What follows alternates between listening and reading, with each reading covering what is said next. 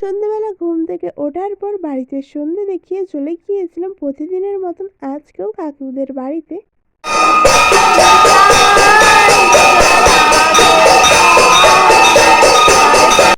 সেখান থেকে এসে একটা রিলস পোস্ট করেছি, যেটাই তোমরা অনেকেই দেখেছো।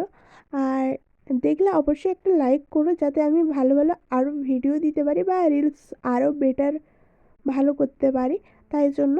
আর এখানে মা জিজ্ঞেস করছিল আমি যখন যাই কাকুদের বাড়িতে যে কী খাবে, তো তেমন কিছু বলে যাওয়া হয়নি।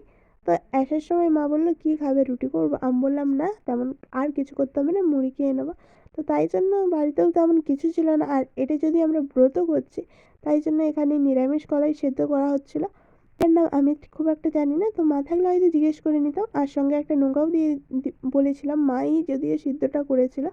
আর এখান থেকে সিদ্ধ হয়ে যাওয়ার পর আমি নামিয়ে নিচ্ছিলাম, যেখানে সবাইয়ের খাওয়া হয়ে গিয়েছিল। আর বাবার ছিল নেমন্তন্ন, তাই জন্য আর ভাত হয়নি বাড়িতে। আর রাতে আমরা ভাতও খুব একটা খাই না এই ব্রত মাসে।